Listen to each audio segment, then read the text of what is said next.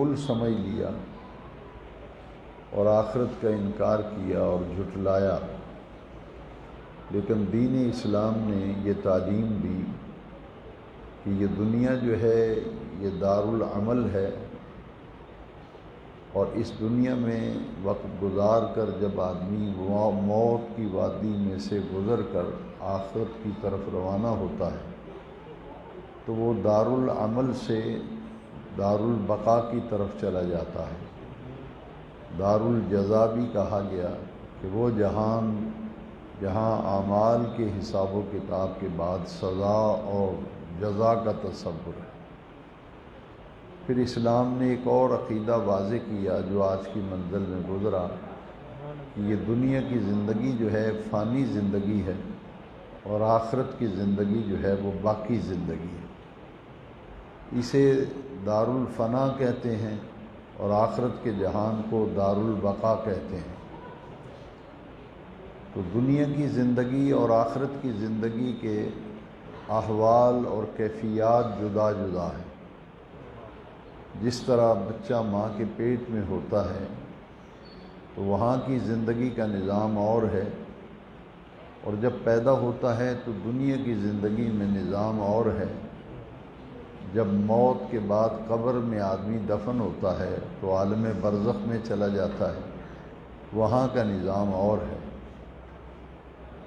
علامہ سید احمد سعید صاحب کاظمی رحمۃ اللہ علیہ غزالی زماں کا ایک ایسے شخص سے مناظرہ ہوا جو عقیدہ آخرت کا انکار کرتا تھا، اور خاص طور پر قبر کی زندگی کے بارے میں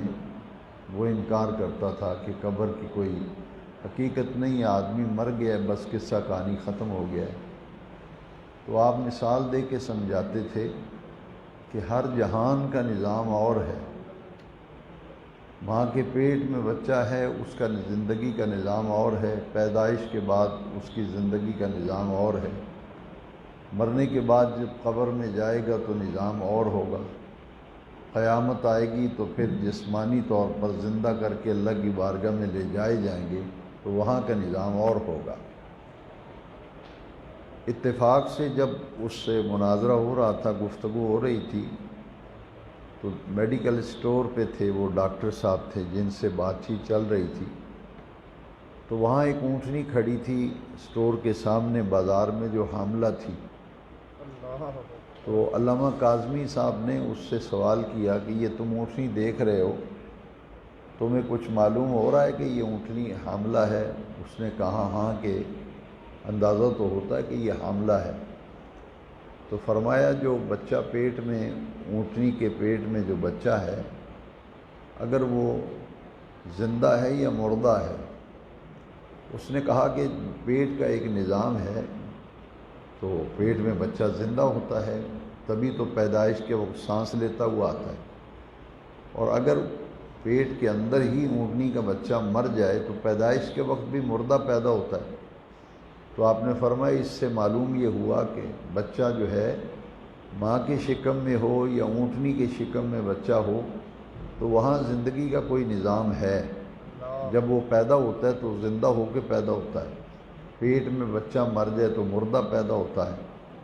اس نے کہا یہ تو بات آپ کی صحیح ہے۔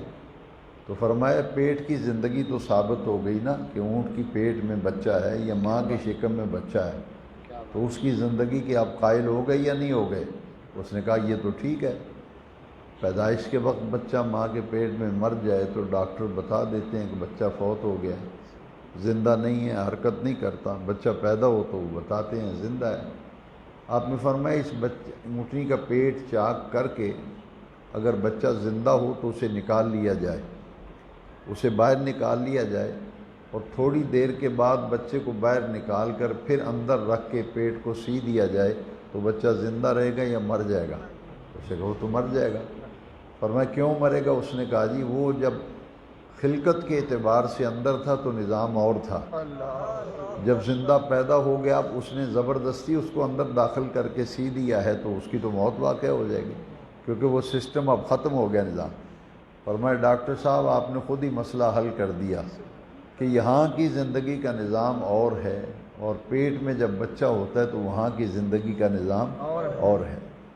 قبر کی زندگی کا نظام جو ہے وہاں کی کیفیات اور ہیں اور آخرت کی زندگی کی کیفیات اور ہیں۔ جنت میں جب جنتی جائیں گے تو وہاں جو زندگی ہوگی اس کا ذکر قرآن مجید میں کئی مقامات پر آیا کہ وہاں پاک بیویاں ملیں گی، ازواج مطہرۃ، جنت میں پاک بیویاں ہوں گی، تحتہا الانہار، وہاں جنات تحتہا الانہار، باغ ہیں جن کے نیچے نہریں بہہ رہی ہیں، وہاں پھل ہیں کھانے کے لیے، میوہ جات ہیں۔ جنتیوں کو جب میوے ملیں گے اور انہیں پھل کھانے کو ملے گا تو وہ کہیں گے یہ تو اس پھل سے ملتا جلتا ہے جو ہم دنیا میں کھاتے رہے ہیں۔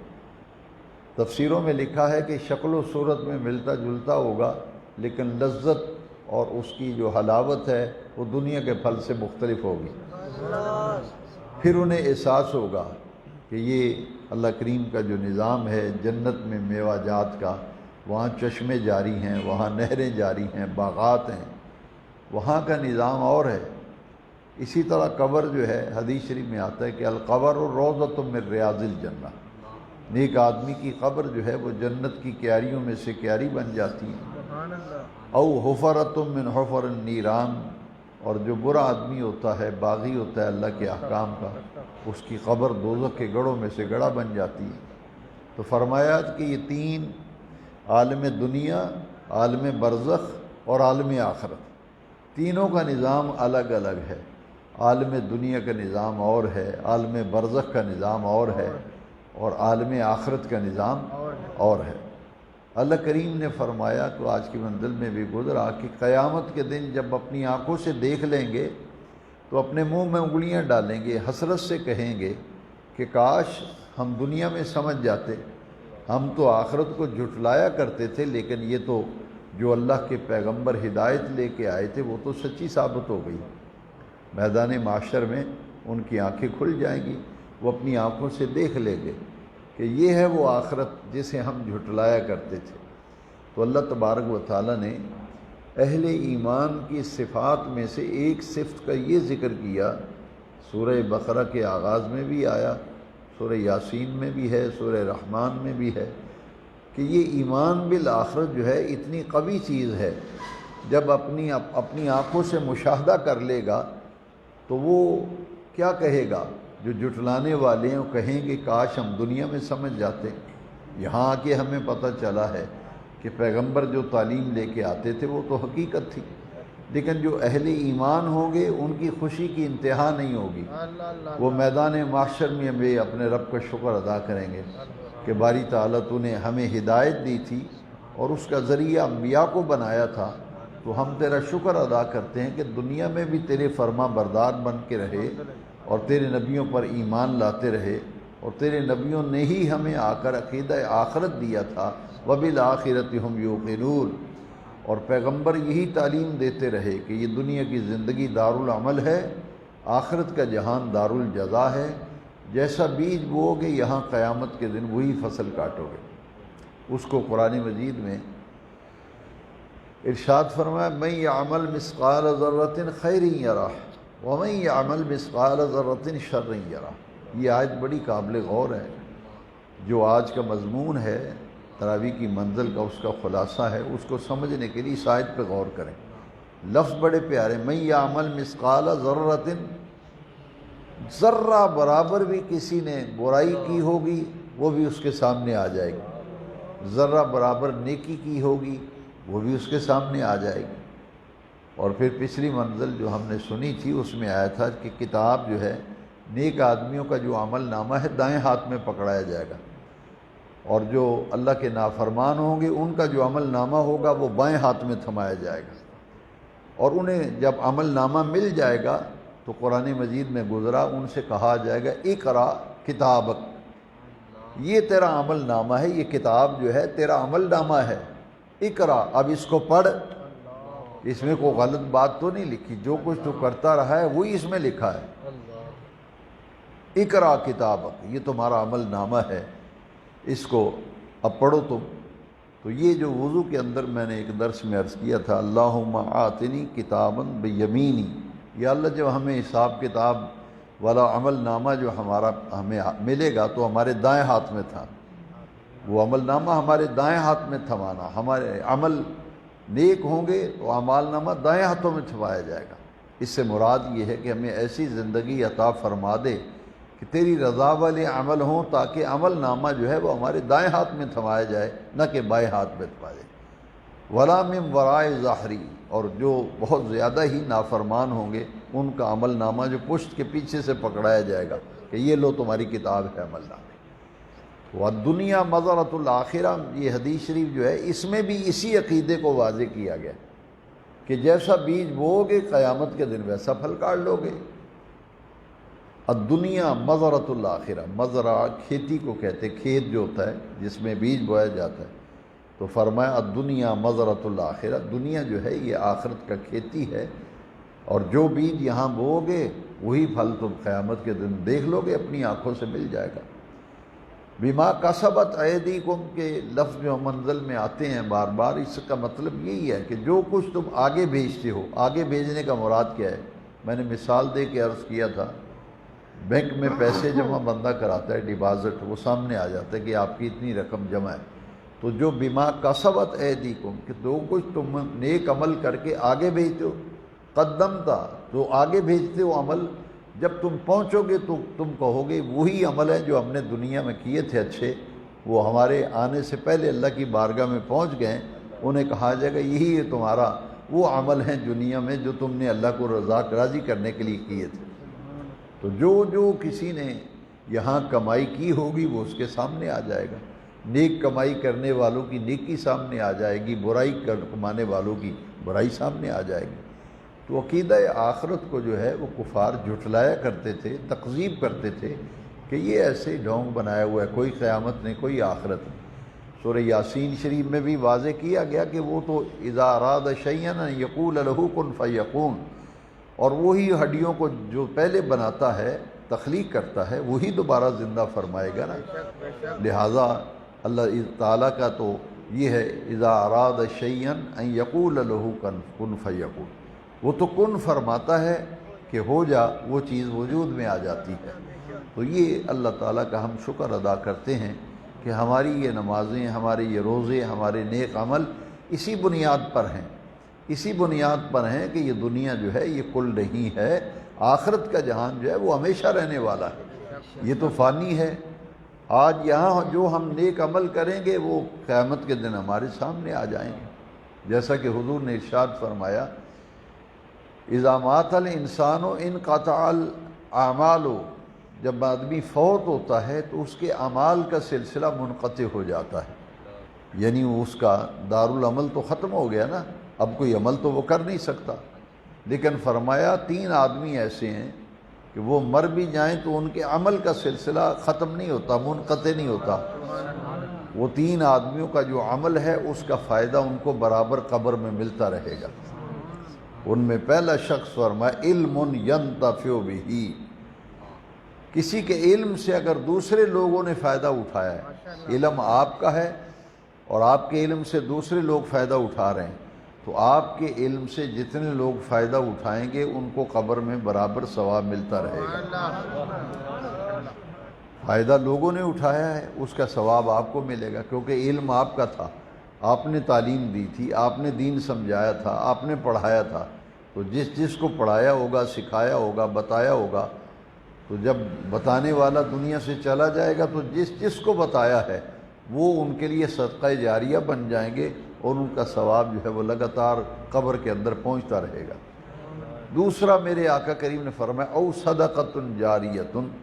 یا جس شخص نے اپنی زندگی میں صدقہ جاریہ کیا۔ صدقہ جاریہ سے مراد یہ ہے کہ ایسا صدقہ جس سے متواتر اور مسلسل فائدہ اٹھایا جائے، جیسے حضور نے خود گن کے بھی بتایا، نبی کریم علیہ السلام فرمایا جس کسی نے نہر بنوائی، جیسے میدان عرفات میں اور منی میں زیارتوں کے لیے جاتے ہیں نا حج کے عمرے کے موقع پہ، وہاں جو زیارتیں کرانے والے ہیں وہ بتاتے ہیں یہ نہر زبیدہ ہے، یہ زبیدہ خاتون نے حاجیوں کے لیے نہر بنائی تھی کہ وہ ادھر سے پانی آتا تھا، حاجی یہ پانی استعمال کرتے تھے۔ حضور فرمایا جس نے نہر بنائی یعنی پانی جاری کیا، یا کسی نے کنواں کو دعایا، اس زمانے میں کنویں ہوتے تھے نا جن سے پانی نکال کے پیا جاتا، اب اس کی جگہ پمپ آ گئے ہیں پانی والے، یہ ہینڈ پمپ آ گئے ہیں، نلکا جسے آپ کہتے ہیں، یہ سب پانی کے ذرائع ہیں۔ مراد یہ ہے کہ پانی بہترین صدقہ ہے، افضل الصدقات معاون، فضیلت والا صدقہ جو ہے پانی ہے فوت ہونے والے کے لیے۔ لہذا فرمایا نہر جاری کی، کنواں کھدوایا یا کہیں پانی کی سہولت کا انتظام کیا، تو یہ سب صدقات جاریہ میں سے۔ یہاں تک کہ حدیث شریف میں ہے جس نے اپنے ہاتھوں سے کوئی درخت لگا دیا، یہ درخت جو ہے، یہ پودا لگانا، درخت لگانا، یہ بھی صدقہ جاریہ۔ کیسے ہے؟ حدیث شریف کی کتابوں میں اس حدیث کی شرح میں لکھا ہے کہ جیسے کسی نے درخت لگایا ہے راستے پہ، اس زمانے میں تو پیدل لوگ سفر کرتے تھے، تو لوگ وہاں دوپہر کے وقت درخت کے نیچے تھوڑی دیر آرام کر لیتے تھے، گرمی ہوتی تھی درخت کے سائے میں آ کے بیٹھ جاتے تھے۔ آج بھی بعض دیہاتوں میں اگر آپ کو جانے کا موقع ملا ہو تو دیہات میں کچھ ایسی جگہ ہوتی ہیں جہاں درخت اکٹھے لگے ہوئے ہیں، 20-25 درخت لگے ہوئے ہیں، تو لوگ کیا کرتے ہیں کہ گرمی جب ہوتی ہے تو اپنے سارے جانور نکال کر کے وہاں لے جاتے ہیں، درختوں کے ساتھ باندھ دیتے ہیں تاکہ درختوں کی چھائے میں رہیں، اور جب شام ہوتی ہے تو وہ جانور کھول کے لے آتے ہیں۔ تو یہ درخت لگانا جو ہے حدیث شریف میں یہ بھی صدقہ جاریہ۔ کسی ایک گزر گائے، نالہ ہے، اس پہ سے گزرنے کی دقت ہے، اس پر پلی بنوا دی ہے کہ لوگ یہاں سے گزر جائیں گے۔ کسی نے راستہ نہیں ہے جانے آنے کا، راستہ بنوا دیا ہے۔ تو یہ ساری چیزیں جو ہیں یہ صدقات جاریہ میں شامل ہیں۔ اسی لیے ایک صحابی کی جب والدہ فوت ہوئی تھی نا، حضرت سعد بن عبادہ رضی اللہ عنہ، تو انہوں نے حضور سے عرض کیا تھا کہ میری والدہ فوت ہو گئی ہے، میں چاہتا ہوں کہ میں کوئی ایسا کام کروں، عمل کروں، میری ماں کو قبر میں فائدہ پہنچے۔ تو حضور نے فرمایا تم اپنی والدہ کی طرف سے صدقہ کرو۔ یہ مسلم شریف میں حدیث شریف ہے۔ انہوں نے کہا کہ آقا آپ ہی کرم فرما دیں، میں کس چیز کا صدقہ دوں؟ تو حضور نے فرمایا افضل الصدقۃ معاون، فضیلت والا صدقہ ہے پانی، تم اپنی والدہ کی طرف سے پانی صدقہ کرو۔ تو انہوں نے کیا کیا، ایک پورا کنواں جو ہے وہ کھدوایا یا خرید کر اپنی والدہ کے لیے وقف کیا۔ تو فرمایا یہ حدیث میں لفظ ہیں ھذہ لأم سعد،